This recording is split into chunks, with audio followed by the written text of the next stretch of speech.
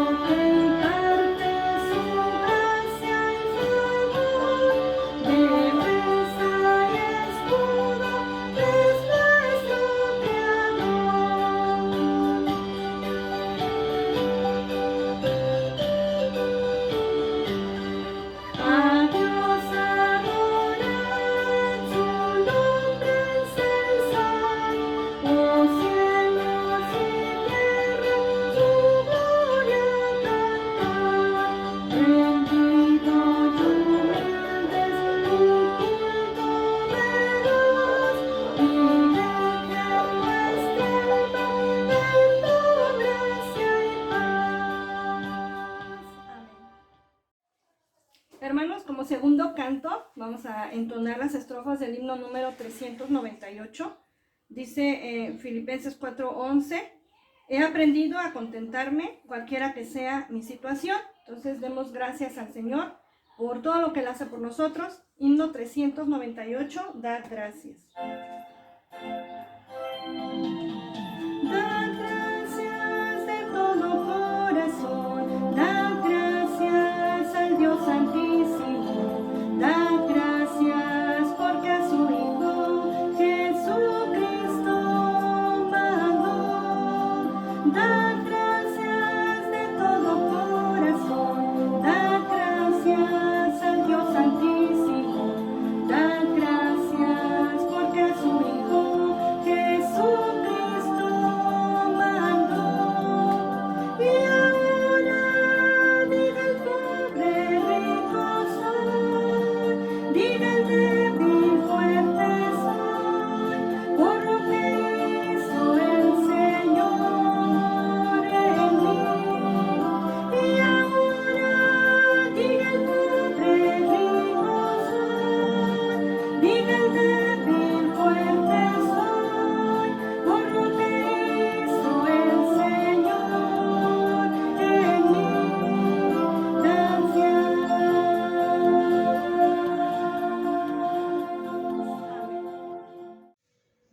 Muy buenas tardes, amados hermanos y a todos aquellos que nos ven a través de este medio.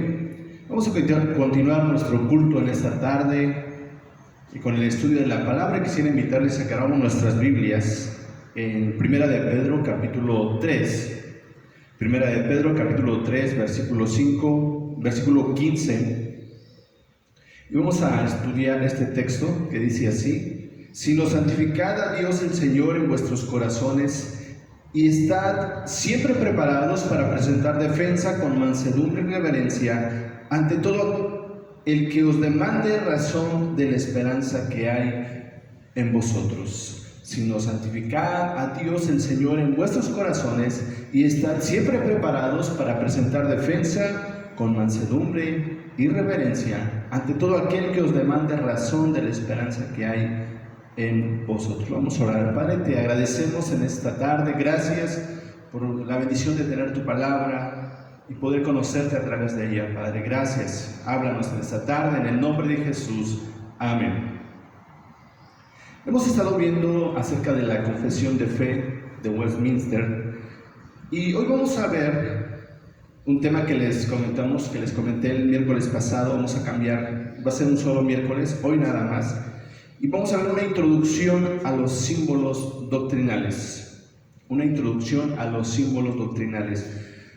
Cuando Pedro dice: sino santificad al Señor en vuestros corazones, estad preparados para presentar defensa con mansedumbre y reverencia ante todo aquel que os demande razón de la esperanza que hay en vosotros, es que por la gracia de Dios podemos conocer a Dios no solo por la revelación general, sino también a través de esta revelación especial. Así que desde sus inicios la iglesia tuvo la necesidad de resumir lo que creemos para poder defender esa creencia, porque el cristianismo ha sido atacado, Cristo ha sido atacado. Hay muchos que han surgido negando la divinidad de Cristo, negando que Cristo sea Dios, igual al Padre, y están distorsionando esa Santísima Trinidad. La iglesia se vio la necesidad de confesar su fe a través de declaraciones explícitas que resumían el cuerpo de sus creencias, formuladas en forma lógica, razonada y con el necesario enfoque reflexivo y teológico, iluminado con la luz de las Escrituras. Los primeros credos cristianos surgieron tanto para testificar la seriedad y naturaleza superior de la nueva fe en la Reforma, como para situaciones de controversia, para estar siempre preparados para presentar defensa ante todo aquel que os demande razón de la esperanza que hay en vosotros. Se estima que entre los vestigios o antecedentes de los credos y confesiones más formales se pueden considerar declaraciones de fe tales como Jesucristo es el Señor, de Filipenses 2:11, es una declaración de fe, o el más elaborado que encontramos en 1 Timoteo 3:16, que dice: Dios fue manifestado en carne, justificado en el Espíritu, visto de los ángeles, predicado a los gentiles, creído en el mundo, recibido arriba en gloria. Es una declaración de fe.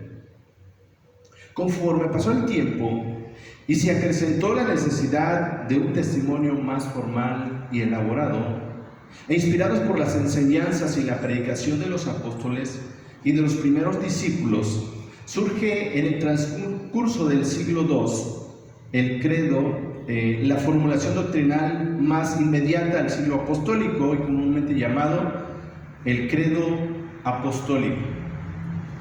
Tal declaración desde luego no fue elaborada o formulada por los apóstoles mismos, pero recogió riqueza de la fe y testimonio de ellos.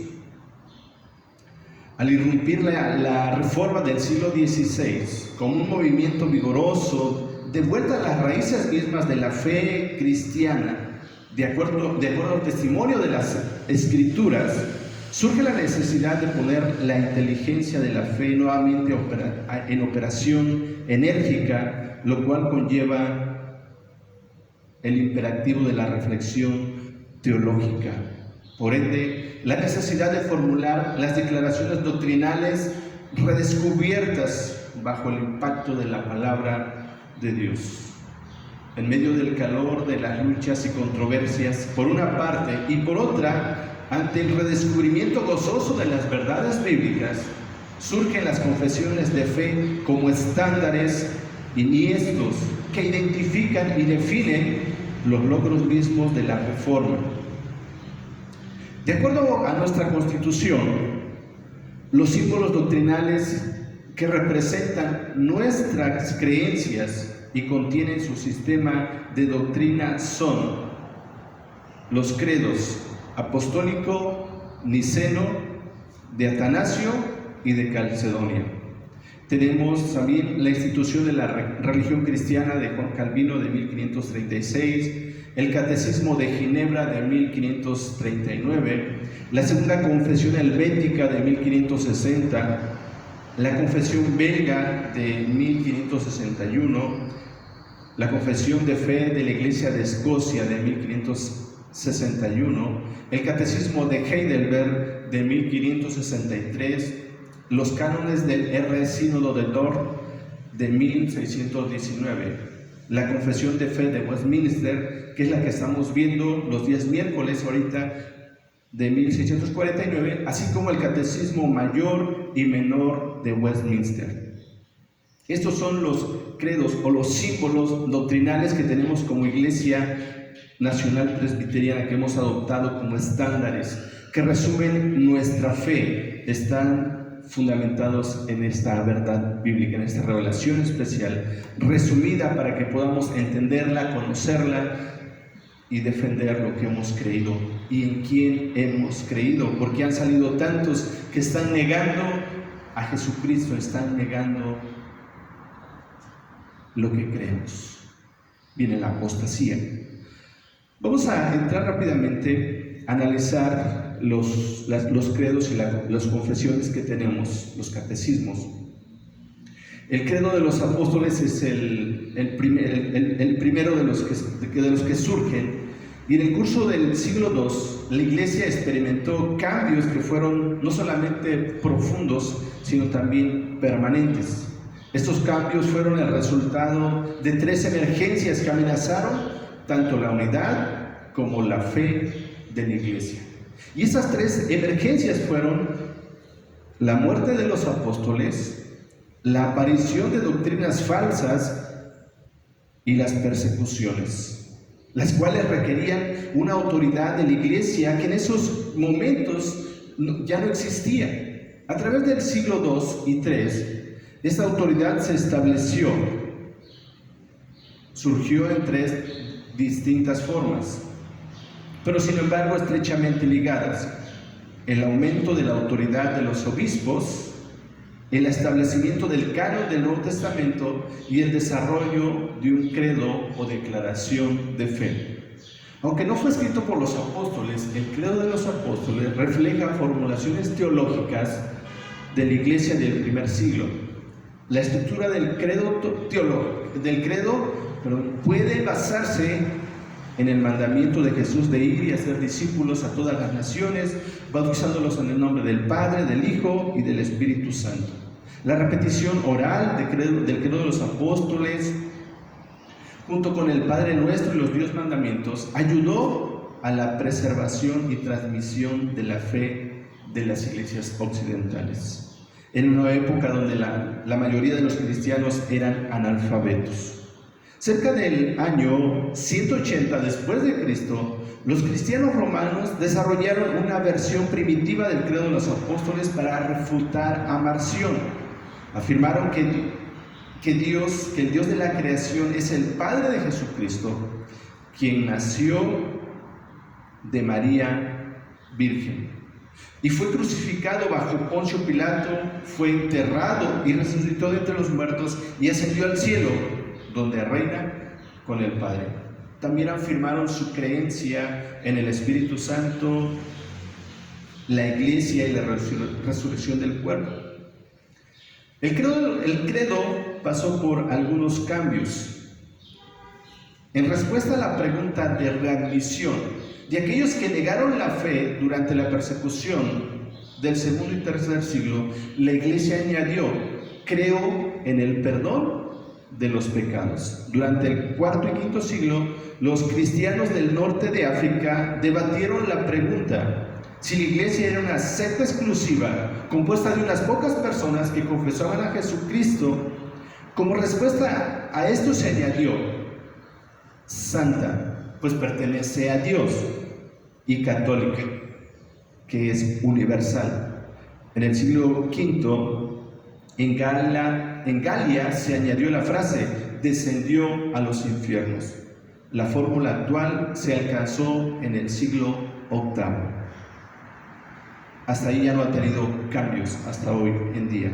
El credo niceno se escribió en el Concilio de Nicea en el año 325 después de Cristo para contrarrestar las doctrinas del arrianismo, que negaba la divinidad de Cristo, una versión ligeramente modificada y dictada del Concilio de Constantinopla.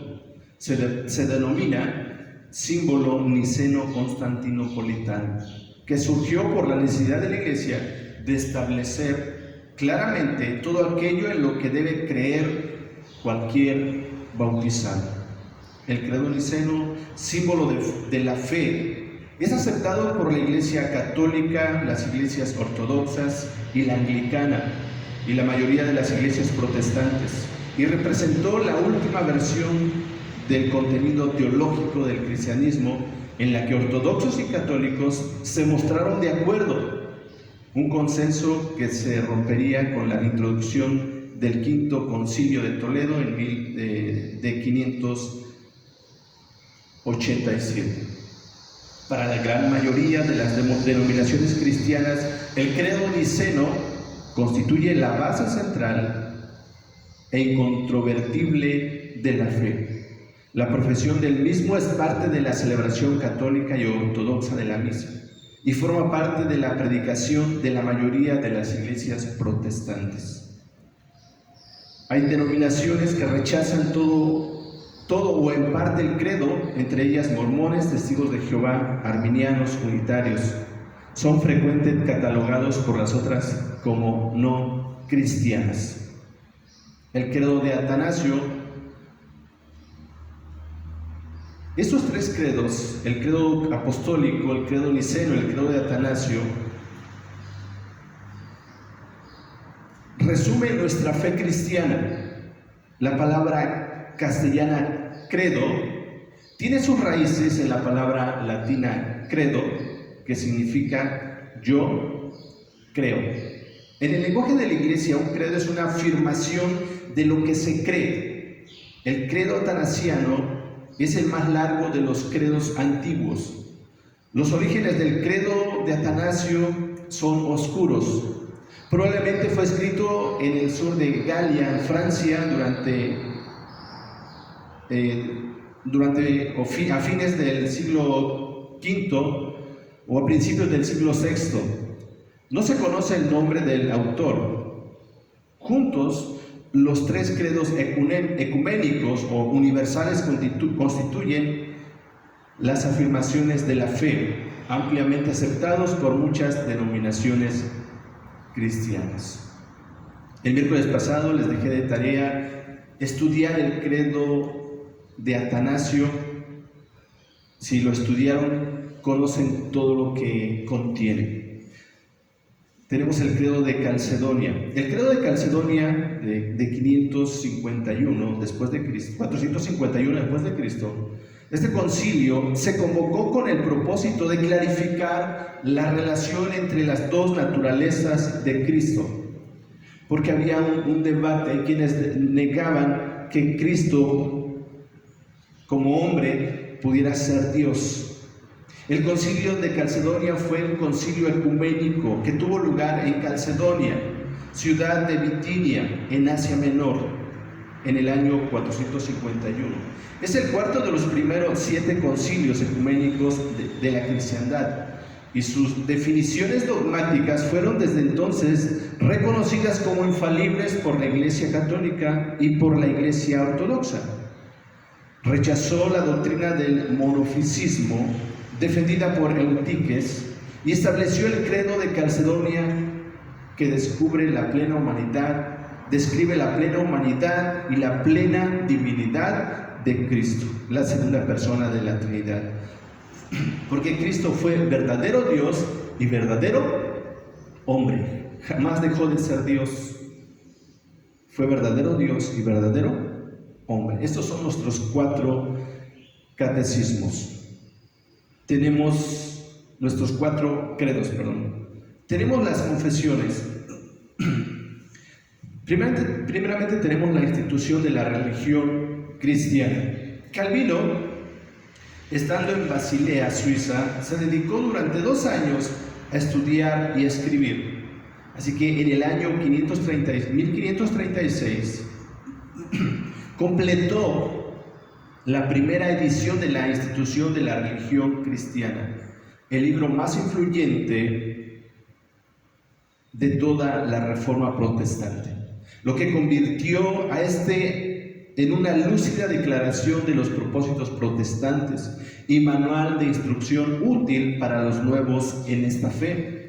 No fue sino su originalidad, la claridad de su argumentación, la excelencia de su estilo y la estructura ordenada como presentación sistemática de la teología cristiana que llegó a ser el manual del protestantismo militante y ejerció una enorme influencia sobre el pensamiento occidental. La última edición del año 1559 fue redactada siguiendo el orden del credo apostólico a tratar las verdades de la religión cristiana. Está dividida en 4 partes o libros que siguen un orden trinitario. La primera parte nos habla de Dios como creador, la segunda de Dios como redentor y la tercera de la obra del Espíritu Santo y la cuarta de las instituciones humanas y su relación con la obra de Dios. Tenemos la Confesión de Escocia. La Confesión escocesa fue escrita en un momento crítico de la historia de Escocia, cuando la reina regente María de Guisa murió en 1560. La nobleza protestante de Escocia aseguró el reconocimiento inglés de la soberanía de Escocia en el Tratado de Edimburgo. El Parlamento escocés, habiendo declarado Escocia una nación protestante, le pidió al clero que escribiera una confesión de fe. 6 ministros, incluyendo Juan Knox, completaron la tarea en 4 días, y en 1560 el Parlamento ratificó el documento como doctrina basada en la palabra infalible de Dios. La Confesión escocesa plantea las 3 señales de la Iglesia fiel y verdadera, que son la verdadera predicación de la palabra de Dios, la administración correcta de los sacramentos de Cristo y la disciplina eclesiástica, en la cual se reprime el vicio y se nutre la virtud. Tenemos también la Confesión belga. La Confesión belga de 1561, escrita por el teólogo Guido de Bresse, como un llamado a la tolerancia al rey de España. En ese tiempo España había conquistado los Países Bajos e instigaba la Inquisición española. Guido de Bresse fue coescritor de la Confesión de las Iglesias de Francia. Fue aceptada como una confesión de las Iglesias Reformadas en la reunión eclesiástica de Wesel de 1568 y en el famoso Sínodo de Dort en 1618-1619. Tenemos también la segunda confesión helvética.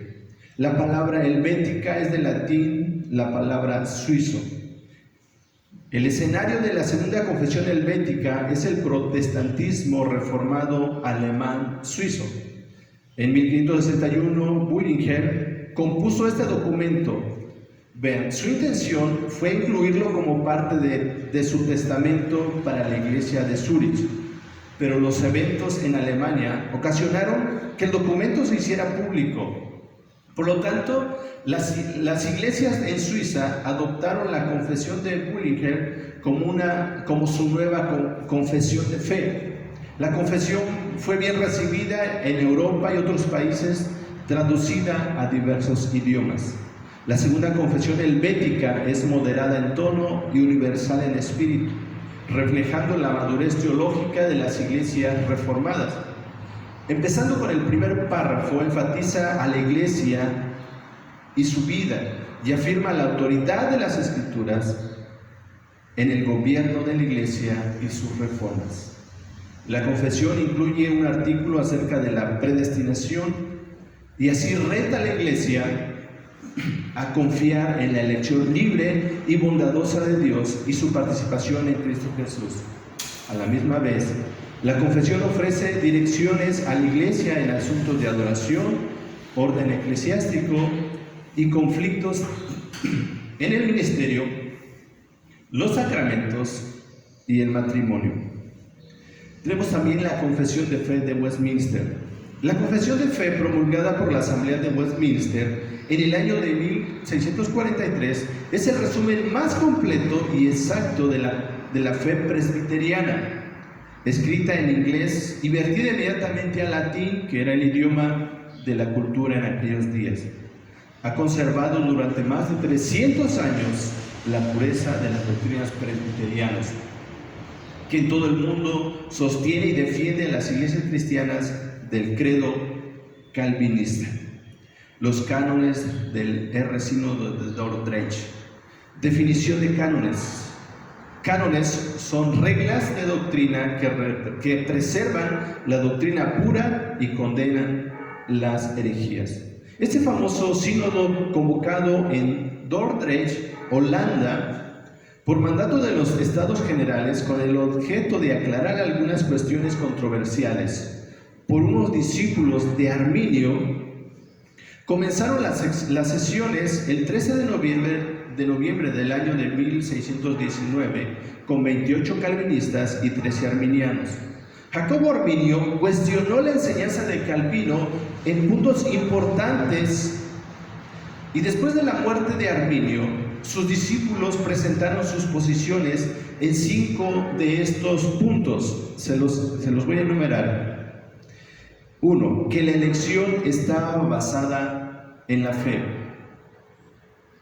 2. Que la expiación fue universal. 3. Que la depravación es parcial. 4. Que la gracia es resistible. Y 5. La posibilidad de una caída de la gracia. En los cánones del Sínodo de Dort, rechaza estas posiciones y proclamó la doctrina reformada en estos puntos para contradecir todo esto, y algo que conocemos y hemos predicado de eso, los 5 puntos calvinistas. Ellos son la elección incondicional, la expiación limitada, la depravación total, no parcial, total, la gracia irresistible, y 5, la perseverancia de los santos. Los cánones de este sínodo fueron recibidos por todas las iglesias reformadas como verdadera, segura y eminente exposición autorizada del sistema calvinista. Son las confesiones. Ahora, número 3, veamos los catecismos. Tenemos el catecismo de Heidelberg. La historia del catecismo de Heidelberg empezó en un culto de la Santa Cena. La iglesia donde se celebraba este sacramento tenía 2 pastores y los 2 participaban en la celebración de la Cena del Señor. En el momento de repartir la copa entre la congregación, cuando uno de los pastores explicaba el significado de ella y el otro objetó, discutieron sobre el concepto de la real presencia de Cristo en la cena. Algunos historiadores dicen que pelearon físicamente. El escándalo, por supuesto, no pasó inadvertido. Quedó afectado todo el territorio del elector Federico III del Palatinado, territorio gobernado por un conde palatino y a partir del siglo XIII por un príncipe elector, quien era un protestante ferviente, pero que no se había definido todavía si era luterano o calvinista. La reforma apenas tenía 40 años de existencia, y aunque Lutero había fallecido unos 10 años antes, Calvino todavía vivía. Federico entonces llamó a las iglesias a que se pusieran de acuerdo en cuanto a sus doctrinas, especialmente en cuanto a la Cena del Señor, pero no solamente en esta doctrina, sino en todo el sistema de la verdad bíblica. Él quería un documento pedagógico que sirviera para unir a las iglesias de su palatinado en cuanto a la doctrina bíblica. Buscaba un documento que sirviera para que la gente creyente supiera lo que creía y pudiera así defender su fe. Federico mostró su sabiduría llamando a dos jóvenes teólogos. Ambos eran alemanes y ambos habían sufrido persecución y exilio por su fe. Uno de ellos fue Zacarías Ursino y Gaspar Oleviano. Estos dos jóvenes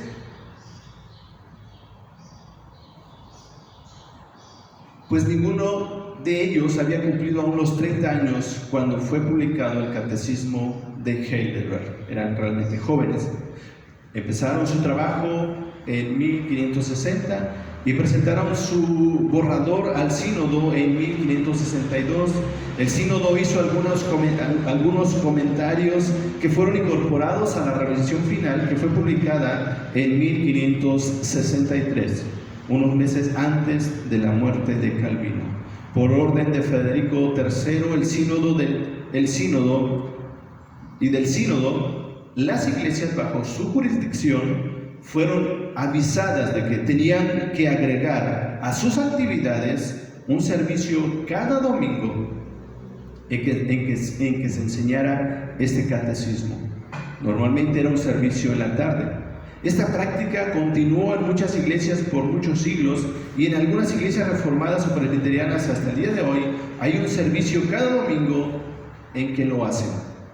Tenemos el Catecismo de Ginebra o de Juan Calvino. Juan Calvino redactó su primer catecismo de Ginebra inmediatamente después de su llegada a esta ciudad libre, que en esos momentos no pertenecía a la Confederación Helvética, en 1536. Este catecismo básicamente es un extracto de la primera edición de la institución de la religión cristiana de Calvino.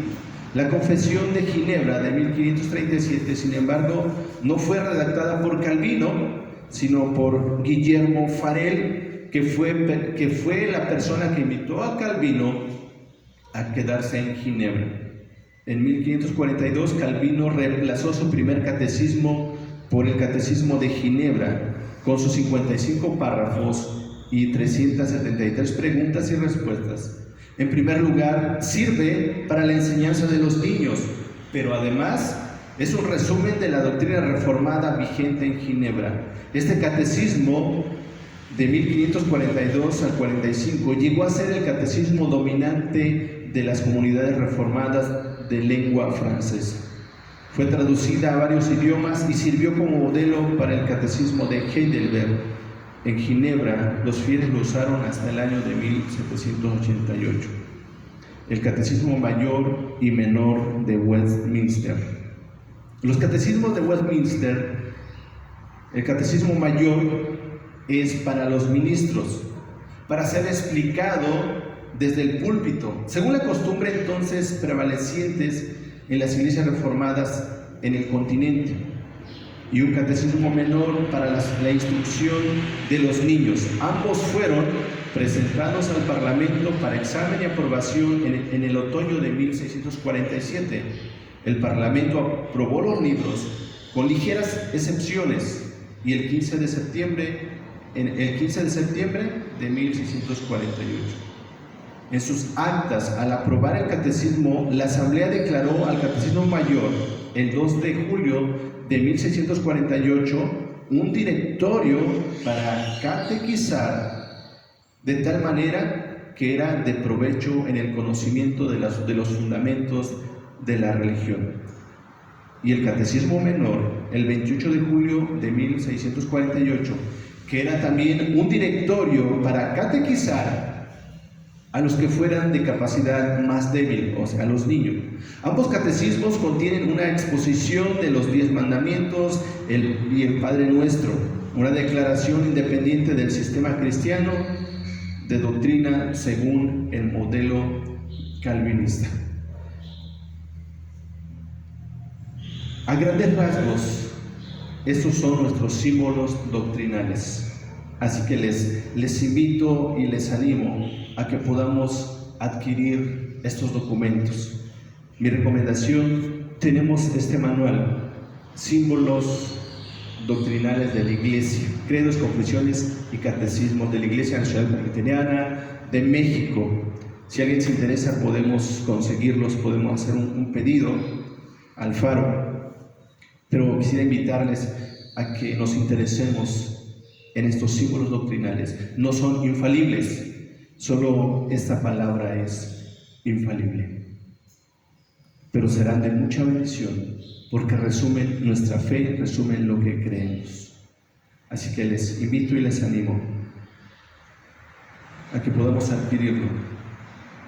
Pueden hablar, ponerse en contacto con un servidor, con los ancianos, y podemos hacer un pedido de este manual y poder tener en casa absolutamente todos estos símbolos doctrinales, todos reunidos acá. Vamos a orar para terminar. Señor, te agradecemos en esta tarde. Gracias por la bendición que nos das de poder tener estos símbolos doctrinales que son fundamentos, principios rectores, Señor, para nuestra fe cristiana, porque son sacados de esta palabra infalible tuya, Padre, en esta hora. Pues gracias por ello, en el nombre de Jesús. Amén. Hermanos, como himno de respuesta al mensaje, vamos a entonar todos juntos allá en casa el himno número 43, Santo, Santo, Santo. Santo,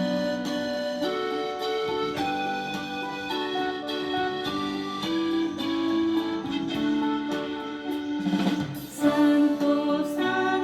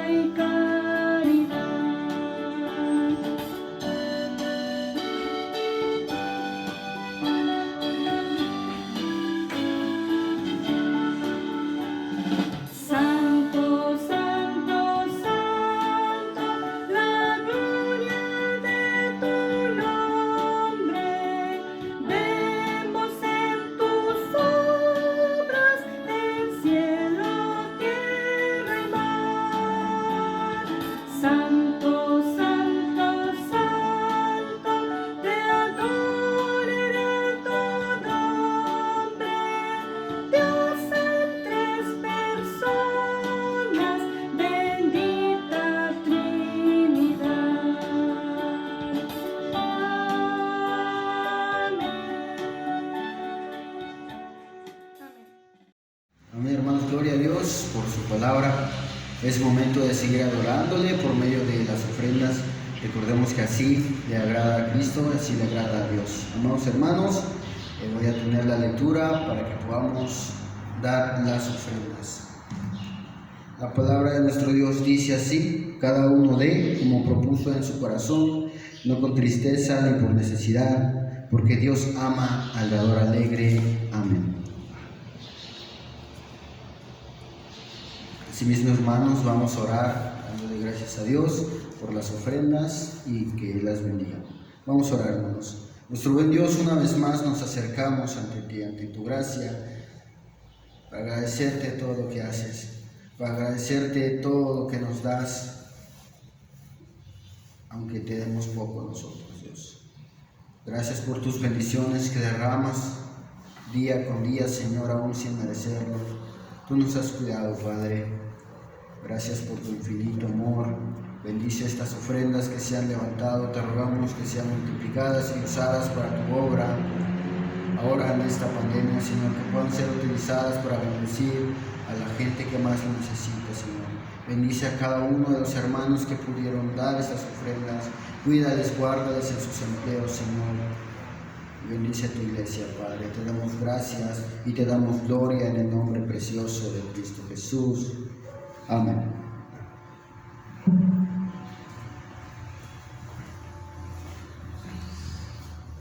Pues vamos a orar para terminar este tiempo. Así que les invito o les invitamos, amados hermanos, a estar pendientes y pues no dejemos de seguir alabando, glorificando el nombre de nuestro Dios. Así que, comercial, si alguien desea un manual de estos símbolos doctrinales de la Iglesia, credos, confesiones, catecismos de la Iglesia Nacional Presbiteriana de México, los podemos conseguir. Sería bueno que tuviéramos uno en casa, poder estudiarlo. Todo esto no es infalible, ¿sí? Resume nuestra fe sacado de esta palabra infalible. Así que es bueno conocer lo que creemos y lo que ha sostenido a la Iglesia por todos estos siglos. ¿Qué es lo que le ha sostenido y le ha mantenido ese fundamento? ¿Sí? Y pues les invitamos a seguir orando, a seguir buscando, alabando el nombre de nuestro Dios, y no nos cansemos de alabar y glorificar a Dios. Él está ahí, siempre está ahí, Él es fiel, nunca nos deja. No podemos estar junto a nosotros, pero con Él podemos tener esa intimidad, ¿sí? Podemos tener comunión con Él. Y vamos a orar. Te damos gracias, Padre, en esta hora de la tarde. Dios, gracias por este tiempo que podemos dedicar, podemos tener esa calma, Señor, para estar alabando tu nombre, escuchando tu palabra. Gracias, Señor, por el estudio que hemos visto el día de hoy, Señor, los símbolos doctrinales. Permite, Señor, que a través de esto, como hijos tuyos, podamos estar preparados para presentar defensa ante todo aquel que os demande razón de la esperanza que hay en vosotros. Señor, te pedimos que nos ayudes a ser hombres y mujeres de testimonio que testifican con su vida y con sus palabras, Señor. En esta hora bendice a tu iglesia, bendice a tu pueblo, y gracias porque hasta aquí nos has guardado, nos has sostenido, Padre. Gracias en el nombre de Jesús. Y ahora, amados hermanos, amada iglesia, que la gracia de nuestro Señor Salvador Jesucristo, el amor de Dios el Padre y la comunión del Espíritu Santo sea con todos y cada uno de vosotros, con vuestras familias y con todo el pueblo de Dios esparcido sobre la tierra. Amén.